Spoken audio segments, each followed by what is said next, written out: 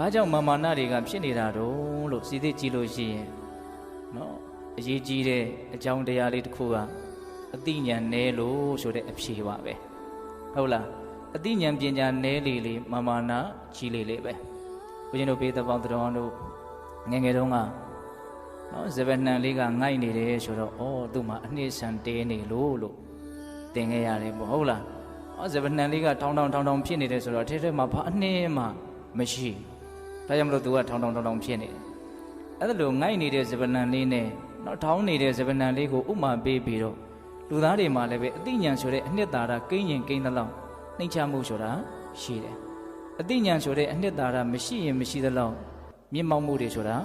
ဖြစ်နေတာဟုတ်ရဲ့လားဒါကြောင့်ဦးဇင်းတို့ဘေးသက်ပေါင်းသူတော်ကောင်းတို့ဘဝမှာမာမာနတွေဘာကြောင့်ဖြစ်နေတာတုံးလို့စီစစ်ကြည့်လို့ရှိရင်နော်အသိဉာဏ်ပညာနည်းလို့ဟုတ်ရဲ့လားဦးဇင်းတို့မဟာဝိဇ္ဇယသုတ်တံမှာမြတ်စွာဘုရားဟောထားတဲ့နော်ဏိကုံးကျုပ်ကာထာလေးတစ်ပုဒ်ရှိတယ်ဧတာတိတေနကာယေနယောမေညေဩနမေတဝေပရဝအဝဇာနေယကိမေညတရအတ္တတနာနော်ဒီကာထာလေးအလုံးမမှတ်စရာကောင်းတယ်ဧတာတိတေနကာယေနယောမေညေဩနမေတဝေနော်ဒီလိုခန္ဓာကိုယ်ကြီးမျိုးနဲ့ပရဝအဝဇာနေယသူတော်ဘာကိုမထင်မဲ့မြင်ပြုတယ်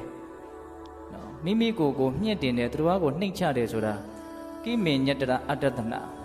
မတိမြင်ခြင်းတည်းဟူသောအကြောင်းကြောင့်ပါလို့မြတ်စွာဘုရားဟောတာဆိုလိုတာက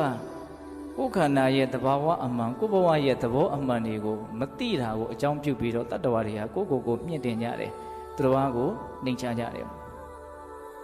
ဒါတွေကအလုံးမစဉ်းစားတဲ့အကောင်းဆိုလိုတာကတရားဓမ္မတို့ဦးဇင်းတို့ရဲ့ဘဝနော်တရားဓမ္မတို့ဦးဇင်းတို့ရဲ့ဒီခန္ဓာဒီအနေထားဒီအဖြစ်ပြက်မျိုးနဲ့ဘာမှမာနတက်เสียအကြောင်းမရှိဘူးဆိုတဲ့အဓိပ္ပာယ်ဟုတ်ရဲ့လားနော်ဒီလိုခန္ဓာကိုယ်မျိုးကြီးနဲ့သူတော်ဘာကိုနှိမ့်ချနေတာကိုယ့်ကိုယ်မြင့်တင်နေတာဟာဒီခန္ဓာဒီဘဝရဲ့အကြောင်းကိုမသိခြင်းကိုအကြောင်းပြုပြီးတော့တခြားအကြောင်းဆိုတာမရှိဘူးလို့မြတ်စွာဘုရားဟောတာ။နော်ဆိုလိုတာကကိုယ်ခန္ဓာရဲ့အကြောင်းကိုကိုယ်တကယ်မသိလို့သူတော်ဘာကိုနှိမ့်ချတာကိုယ့်ကိုယ်မြင့်တင်တာ။အဲ့တော့ကိုယ်ခန္ဓာရဲ့အကြောင်းကိုယ်ဘဝရဲ့အကြောင်းကိုသိရင်သိသလောက်အဲ့လိုမာနတွေဆိုတာဖြစ်เสียအကြောင်းမရှိဘူး။ဟုတ်ရဲ့လား။အဲ့တော့ကိုယ်ခန္ဓာရဲ့အကြောင်းကိုယ်ဘဝရဲ့အကြောင်းကိုတရားဓမ္မတို့ဦးဇင်းတို့တွေကအတိများအောင်ကြိုးစားရမယ်ပေါ့။အဲ့တော့ခန္ဓာရဲ့သဘောဘဝရဲ့သဘောကဘယ်လိုရှိတာတုံးလို့မေးရင်တော့အနှစ်ချုပ်အဖြစ်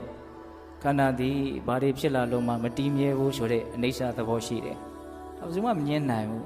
ဟုတ်တယ်မဟုတ်လား။နော်မတည်မြဲတဲ့အတွက်ကြောင့်ဘာတွေဖြစ်နေလို့မှကောင်းတယ်လို့ဆိုလို့မရဘူးလို့ဆိုတဲ့ဒုက္ခသဘောရှိတယ်။ပြီးတော့ဒီခန္ဓာရဲ့သဘာဝဆိုတာကိုယ်ကလည်းသူတို့ကိုအစိုးမရတယ်လို့သူတို့ကလည်းကိုယ့်ရဲ့အလိုကိုလိုက်တယ်